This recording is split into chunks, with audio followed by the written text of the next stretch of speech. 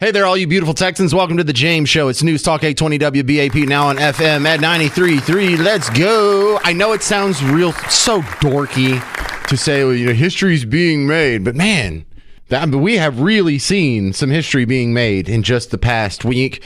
And I don't mean history like, well, the Republican National Convention only happens once every 4 years. No, we had a dude get shot over the weekend in the head. And we're still dealing with the aftermath of that. No, dude, it's what, Wednesday? This happened on Saturday, and this is now the next Wednesday, and we're still learning so much about this. And where's Home Skillet's manifesto? These dudes love to write stuff down. I mean, we are not done with this story or so much else that's going on. But also, I mean, the Republican National Convention, it does count as a super historical event, and a lot of important stuff's going on there as well. Let's welcome back to the show Donald Kimball from Young Voices. Welcome back. Republican National Convention's been going on for a couple days now. There's a lot of extra eyes on it because of what happened last weekend. How do you think it's going so far, Donald? Well, thanks for having me on again. It's been interesting to watch because one of the common narratives from 2016 was that Donald Trump was sort of reshaping what the Republican Party was, and he was sort of making it in his own image. And there at the time, there was a lot of commentary about this fight that was going to happen for the soul of the party. I actually think we're seeing the kind of the final chapter on Donald Trump's shaping of this, assuming he's elected and does not seek to run again. And I think we're going to see an even bigger battle for the soul of it in the future. But we're clearly seeing where the battle lines are being drawn in this particular iteration of the RNC. There was a graphic that was shown of notable Republicans not attending, and it had several people, including Mitt Romney. And I haven't seen that. Who are the big names on it? I believe it was Mitt Romney, Liz Cheney, and a couple of their ilk. I can't remember right off the top of my head. I think it was a Fox News graphic, or maybe it was ABC News, NBC, one of the mainstream media outlets. And what it really clearly highlights to me is that the battle for the soul of the Republican Party, I don't think it's done, but it's shifted. And with Donald Trump announcing J.D. Vance as his running mate, that's another signal that we're moving into a post religious right controlling the narrative. They took out, the planks for homosexual marriage and abortion from the Republican platform, and they're moving into this more new right, new conservative movement with J.D. Vance at the helm there. And I think that there's going to be a split for what that new conservative movement looks like. And again, with the Teamsters Union, Sean O'Brien speaking, with Amber Rose, I believe is her name, speaking, there's definitely a marked shift in this RNC that I think is setting the lines of what we're going to see as an even bigger clash in the future. Well, the other thing a lot of people are looking at, and look, what you just said is probably more important than the social stuff that's going on, the actual policy positions and planks in their platform. Ooh, nice alliteration on accident. But the mood, this more so than any other year in my lifetime, it matters because there could be a pivot here because of what happened on Saturday. Is the RNC going to come out guns blazing? We've got to stop this, and these people need to be destroyed, and it's gone too far. Or are they going to do the sort of Jesus turn the other cheek approach and be like, hey, it's time for us all to stop all this mean talk and come together as one? And so what do you get more of a sense of, like a revenge mode or a more almost Buddhist peaceful mode? Well, so far, it really does seem to be the conciliatory aspect. And I think that actually our 2 points are kind of aligned here, because I think that what we're seeing is that the RNC is transforming the Republican Party into the moderate party. If you only watched mainstream outlets like CNN, ABC, you think, oh, we've gone so extreme far right. They're MAGA terrorists. They want to take us back to the 1920s or something.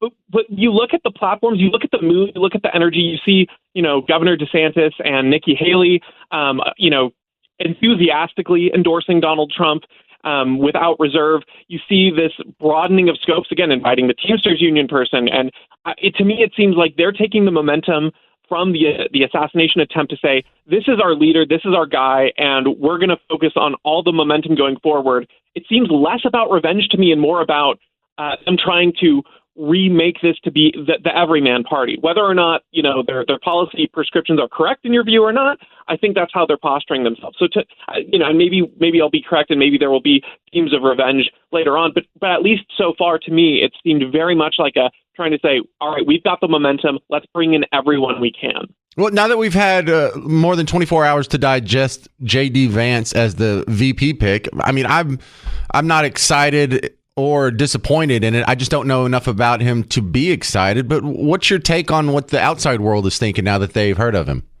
Well, it's fascinating because,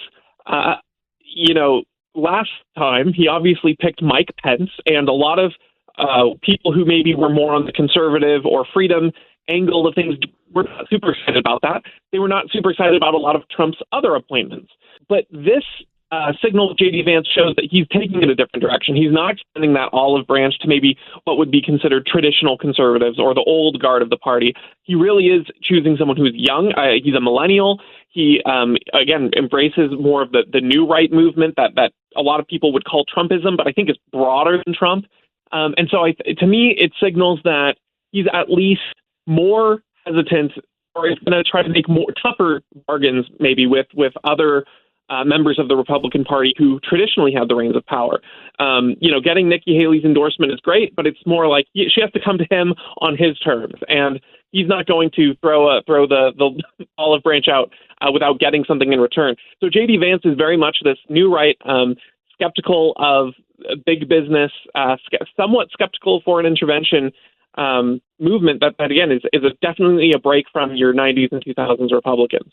All right, Donald Kimball, tell them how they can find you outside of the James Show. Yeah, you can follow my work at KimballDonald.com, or you can follow my account on X at KimballDonald. Thanks so much for having me. Thank you very much. Donald Kimball from Young Voices on the James Show. More updates from the RNC. J.D. Vance just spoke. We hit pause on it. We'll check it during this break, and if there's something I think you'll want to hear, you'll hear from that next. If not, I want to hear from you. 800-288-9227. Are you watching the RNC, and what do you think so far? 800-288-9227. Are they making headway? Are they making progress? Are they bringing new people in? Are they cruising to victory? Are they screwing it up? 800-288-9227. It's the James Show, News Talk 820 WBAP, now on FM at 93.3. Hey, welcome back to the James Show, News Talk 820 WBAP, now on FM at 93.3. Well, the phone lines are open. If you are watching the RNC and have any comments, anything I missed, because I'm going to tell you a little dirty secret here. I'm not watching a whole lot of it. I'll watch a couple of the important people, but I'm not going to sit down all night tonight and for an hour or 3 hours, see everybody that goes through and all the press conferences and all the interviews. And I'm not doing all that. I'm like you. I've got a job. I've got kids. I've got a wife. I've got a house to keep up. Everyone's got to go to some camp or some practice or some recital or something. So I'm going back and watching the videos of some of these speeches. But I imagine there's a lot of you who are more informed than me on the particulars of what's been going on the last couple of days.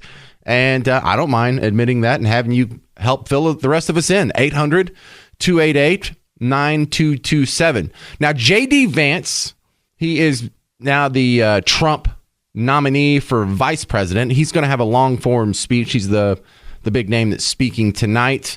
And then I believe Trump's heading it up tomorrow for the final day. But he came out. I don't know what this is about. J.D. Vance just jumped out in front of a podium here in front of the press, and it looks like he's going to make a statement and then take some questions real quick. And I thought that was weird because he's got the big speech tonight. What are you going to do? You're going to, give out all the spoilers here in a press conference? So I just wanted to stop by and then see what he's saying and share that with you real quick. Das war ein Befehl! Der Angriff Steiners war ein Befehl! Jeder hat mich belogen, sogar die SS! Hang on a second. That's not what he sounded like yesterday. Oh, I have it on MSNBC. They must have translated it or modified his voice or something. Can we do the Fox News feed? Because MSNBC, they're so sensational and they go so over the top with the Nazi stuff. You can't ever trust these people. What's the Fox News feed sound like? I joke with the president that, I'm very excited about this evening and I don't plan to screw it up. But if I do, it's too late. He made the pick, right? It's official now. He's got jokes. We'll get out there and try to fire up the crowd tonight and make the case, a very easy case to make, but an important case to make, that we have got to reelect President Donald J. Trump to the White House, right? All right, and that's going to be enough of his little talk here. He gives some boilerplate policy talk and then is going to take some questions. I know because we paused it and we watched it and we just rewound it to the funny part. But the big speech is tonight. He's going to be the big guy, and I am such a dual mind about this. On one hand, hey, this is history being made. This is going to be the next vice president of the United States. And, even though the vice president doesn't have like an important job, he's going to be the heir apparent, and he's a young guy. I mean, like, he doesn't even have any gray hair yet. And this could be the first foray into the national scene for the future of the Republican Party. On the other hand, I think if Donald Trump picked Catherine Bach from the Dukes of Hazzard, it wouldn't make sense. I mean, it wouldn't make a difference. No, it's not going to change anyone's vote. This is the most polarized electorate we've seen. There's a lot of people who are the no information voters who are kind of getting swept up in all the coverage of the shooting and stuff. And I mean, maybe you're going to pick off a few voters here or there. Or maybe you'll dishearten some people on the other side or energize people on your side. But I imagine the vice presidential pick this year is just so inconsequential. But then again, when is it ever consequential? I mean, when you looked at some of the recent elections, how pivotal was Tim Kaine in being Hillary Clinton's running mate? You probably didn't even remember his name. And if you did, good for you. I can go throw a rock out the window. Whoever I hit, they're not going to know who was Hillary's running mate. And that was just 8 years ago. So a lot of interesting stuff still to come on the RNC. I am going to play you the last 2 minutes of Vivek Ramaswamy's speech. Now, Vivek is someone who holds a little bit of promise for me, and you should want to appeal to someone like me because I don't consider myself a Republican. I'm more of a libertarian, and really, I'm just not really as participatory as you would expect for someone being a talk show host, especially on WBAP. But Vivek Ramaswamy is appealing for the same reason Trump is appealing. He's not a politician. That wasn't his onus in his career and his focus. That wasn't his drive. That's not what he dreamed about. This is something that he has made all his money, has made millions of dollars on his own, being a good little free market capitalist pig. And now he's just seeing what he can do to make the world a better place. And this kind of the feeling you get. There could be a little megalomania in there. And yes, it takes quite a bit of ego to even think that you should run for president. But I find that really real appealing that he doesn't have the political career behind him. One of the downfalls of democracy is when you have people who are running for office and running for power, it tends to attract the wrong kind of people. And in fact, the opposite kind of people, the type of people that need to be president are the type of people who would never run for president in the first place. And that's what the Electoral College was supposed to be. It wasn't supposed to be, well, who's running and who do you like best out of who's running? It's like, let's hire a committee to pick a dude. And that's how we got George Washington. George Washington didn't do campaign speeches. He didn't do rallies. He didn't do fundraising and conventions and any of that. There was a bunch of people who voted and got into a room and said, like, okay, this is probably the best dude for the job. And I thought that was brilliant because, when you're trying to have a democratic republic, you want a republic with some elements of democracy in it. You want the people to have a voice. You want them to vote on their leaders. How do you avoid some of the common mistakes that pop up with every democracy? And the two big ones are the type of people who run for office are not the type of people who should be holding the reins of power. And also, it really only lasts until the general public figures out that they can get themselves benefits from the public treasury. Whether it was the grain dole back then or, now it's student loan relief, food stamps and Social Security and Medicare and Medicaid and all that stuff. So a couple of things to keep in mind with that. Mike in Ponder, you're on WBAP. What you got, sir? Well, I was walking through the TV room last night. My wife was watching the RNC, and she said, hey, the Dallas mayor's on. I started laughing. I said, what? You're on the wrong channel. And she goes, no, I'm not. And I said, really? And I looked, and about that time he says, yes, and I've voted Democrat all my life, and I just want to let you know that I am now a Republican Dallas mayor. And I almost fell out of my seat, but I guess he switched party affiliations and made that announcement last night during his speech, and he gave a really good speech. I'm now very proud of him. Well, Mike, he made the transition, I believe, last fall. I think it was. Yeah. So I was in my previous job, I was working at a TV station. I remember getting the press release and thinking, wow, this is a big deal. Because when you work in a newsroom, you get press releases from these guys. And I had a feeling like in the 6 months leading up to him transitioning, and not that they had the bottom surgery or anything, I mean politically, he was putting out press releases that were suspiciously right-wing. He was being very pro-cop. He was being very pro-gun. He was being very pro just freedom and America. And I remember getting all these press releases and thinking to myself, this guy sounds like a Republican. And then I was kind of amused is because, like, well, if a Democrat in Texas is probably a Republican in most places else, like a Republican in Massachusetts, like a Mitt Romney, doesn't really fit in the box of what we consider a Republican to be down here. But I think this guy may have had a long conversion phase and he finally admitted it to himself. Or I hope that's right. But about 10, maybe 20% of me worries that this guy sees that if he stays a Democrat, this is the apex of his political career. It stops here. But if he turns over to Team Red, he could have statewide aspirations or even national aspirations. And being the biggest city with a Republican mayor now, that immediately elevated him from just being another mayor of a big city to something that's noteworthy. It's someone that speaks at conventions. He wasn't going to speak at the Democrat National Convention if he stayed as a Democrat. So if this could be like a little self-serving, trying to find the next step on up the ladder, and he's just playing the game the right way. And because to go from the municipal to the state level, every statewide elected official is a Republican. If he's going to go anywhere up the chain, he kind of has to be a Republican. So about 20% of me is reserved. And because I'm always skeptical of people that change parties, like you didn't know last year, you didn't know 5 years ago what you were. But I'm giving this guy the benefit of the doubt. He's a great speaker. And if this is all an earnest transition, I think he has a bright future. I really like that guy. Well, I totally agree with you. I was not unaware about the earlier stuff, but certainly he made a good speech last night, and I'm proud that he's made the change, and hopefully it is legit. Yeah. Hey, and don't be surprised that you didn't hear about it earlier. That's not something that they like to trumpet. Is the mayor of the 8th largest city in America flipped from Democrat to Republican, and he's the black guy on top of that. They don't want other people to see that. They don't want that to be a pattern that catches. They don't even want people to know that's possible. 800-288-9227. Our coverage of the Republican National Convention continues next on The James Show. News Talk 820 WBAP, now on FM at 93.3. Hey there, welcome back to The James Show. News Talk 820 WBAP, now on FM at 93.3.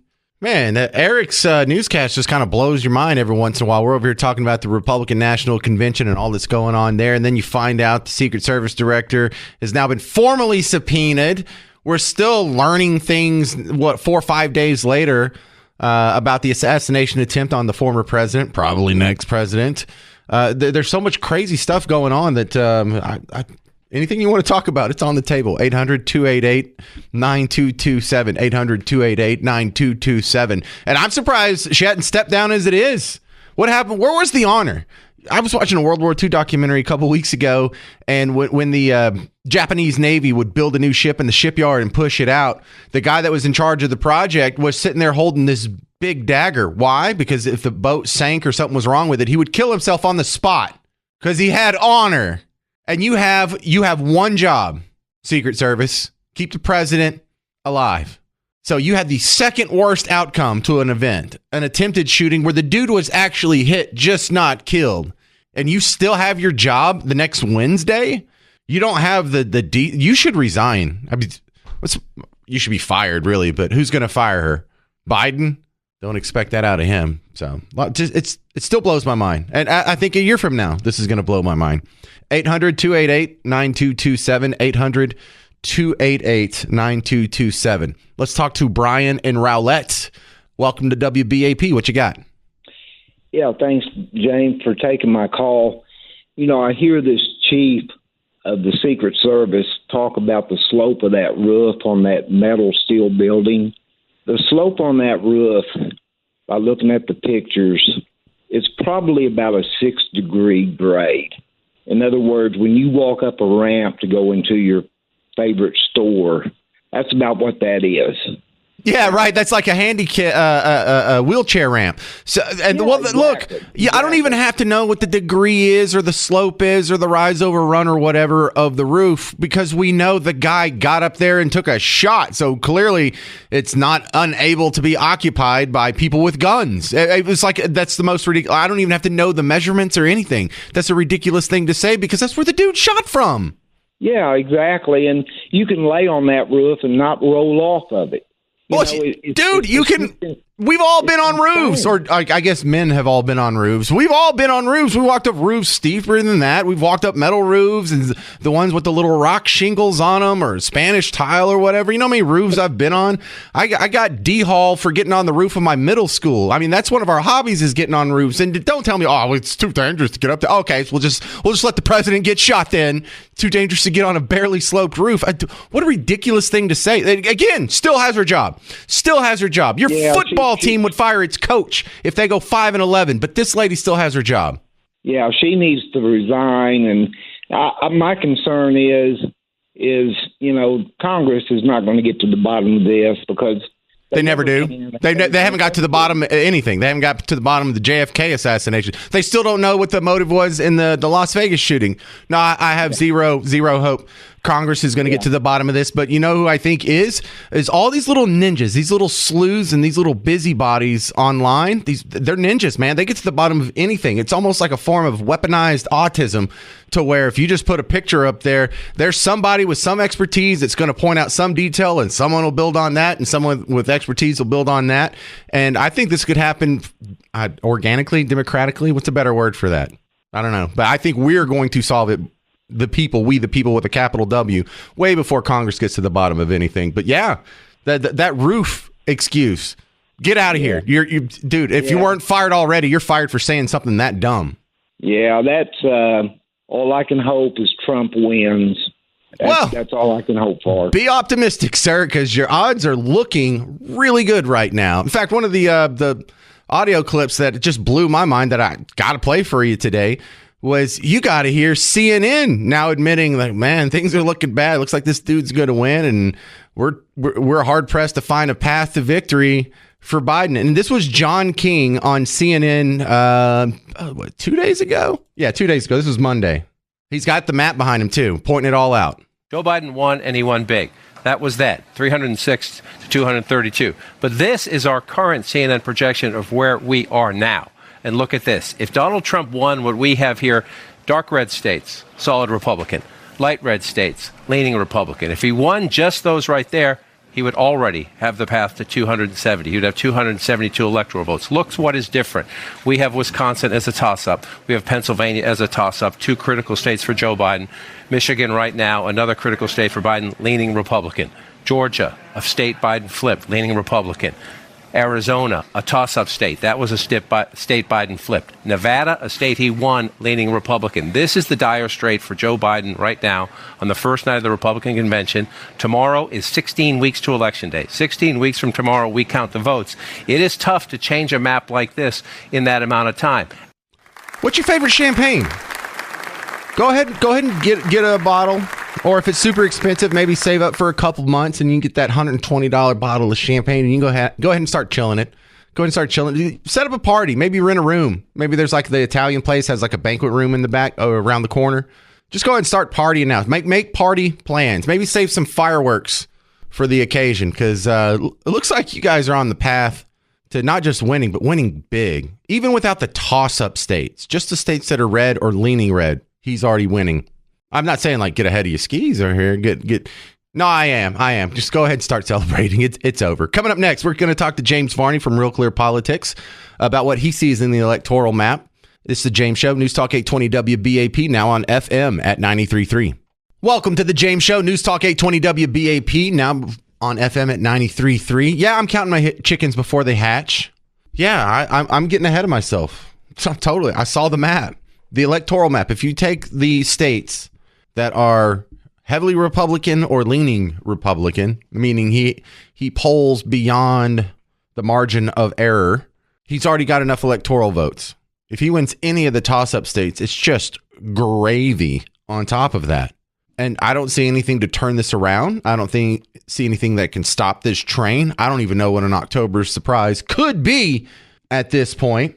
But let's ask a guy who works for the place that we all look for when it comes to the final word on these polls. Real Clear Politics has risen to be sort of the vanguard of modern American polling, and James Varney works for those guys. He's over on Real Clear Investigations too. But look, am I too optimistic here? I think it's all over but the crying.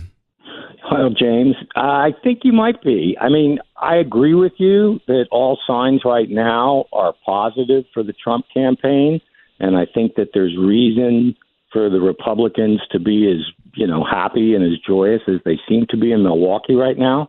But as you and I have talked a couple of times, this has been a remarkably unpredictable campaign. I think there will be an October surprise. I wouldn't be surprised if there's more violence. I don't necessarily mean assassination attempts, but something more along the lines of the summer of love that we saw in 2020. And so I just don't think you should ever count your chickens, as you were saying a moment ago, until they hatch, until after the votes are counted and a winner is declared. Well, I don't believe in jinxes. That's why I say, when it comes to horrible things like plane crashes or train wrecks or car crashes, those types of things only happen to other people. It can't happen to me. Right. So I feel equally confident about this election. I've been a guy that's hesitant and not put my foot down and I don't know which way the wind's blowing and anything can happen. And look, we're like 16 weeks away, and I don't see how anybody screws this up. Well, you're right. I don't know that it would necessarily be something that a misstep from Trump or from Vance. I feel that, in 2022, I think there was a lot of people right around this time prior to the election that thought there was going to be a red wave, and there wasn't. So, well, I know what happened there. That was the Roe v. Wade happened there. Yeah. And you saw the women get out to vote, and you saw some of the women that did vote for Team Red all of a sudden stay home or vote for Team Blue in the midterms. They got screwed by women on that one, and it was all based on abortion. So, look, abortion is a powerful tool that the Democrats have. Now, how can they wield that in the next 16 weeks? I don't know, because I know how they could wield racism. They do it. They just hyper-focus on some questionable death of a black person at the hands of a cop or a perceived white person, even if it's a white Hispanic. But I don't. I think you're right, and I think part of the problem about the October surprise, which I don't think people should not expect. I expect some October surprise, is that they've been the Access Hollywood tape, for example. They've been scouring Trump for 9 years now. So I don't think there's anything out there that they haven't uncovered, and I think that a lot of people would probably be suspicious of something that were to suddenly appear in October and them claim this is a tape of Trump saying something or Vance saying something, although Vance hasn't probably been vetted as long as Trump. But I don't think that anybody should be surprised if the Democrats do something like that. I think they're desperate. I think they know that their candidate is bleeding out every day from really self-inflicted wounds. And I think they're probably they got some tricks up their sleeve. So I agree with you that all signs point to Trump winning. But I just don't think it's ever a good idea in politics to think the race is over in July. Well, the other thing I wanted to talk to you about, James Varney, you're a national media guy with Real Clear Politics, but you've written at so many of these other publications, national and local and newspapers and all that stuff. I just can't get over how bad the media is. If you watch, we've all seen the video now of that little 1 minute sequence between the pops happen and he comes up and he has blood coming down his face, holding his ear. Anybody who saw that would say that he was shot, or there was an attempted shot, or a possible shooting, or it looks like shooting, and you have NBC saying Secret Service rushes Trump off stage after popping noises heard at his Pennsylvania rally. USA Today, Trump removed from stage by Secret Service after loud noises startles former president. CNN, Secret Service rushes Trump off stage after he falls at rally, like he sprained his ankle or something. Like that's just a level of dishonesty that what can we do about that? Like, these people should be fired. Well, there's a lot of that going around, right? I mean, you've seen people saying that the head of the Secret Service should probably be fired. But of course, an administration that doesn't do that. They didn't do anything after Afghanistan. They didn't do anything after the Secretary of Defense lied to them or didn't tell them he was going into the hospital, and the White House was unaware. Right. For days, their Secretary of Defense was in the hospital. I mean, that's just nuts.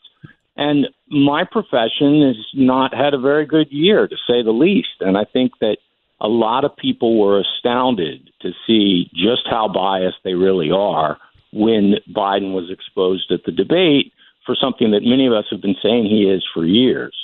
And I'm doubly shocked by the headlines that you were just reading, because you would think after what happened with the debate and how that exposed a lot of the media for just being Democratic Party mouthpieces, that they would be even more careful about the headlines and how they were reporting things. But instead, I mean, that CNN one that you just quoted is particularly reckless. Because they're deliberately trying to draw a parallel with Biden, who does fall on stage. Here's the ABC News. Like, I'm not saying what Joy Reid or Rachel Maddow said. How about ABC News? ABC News' headline was Donald Trump escorted off stage by Secret Service during rally after loud noises ring out in crowd.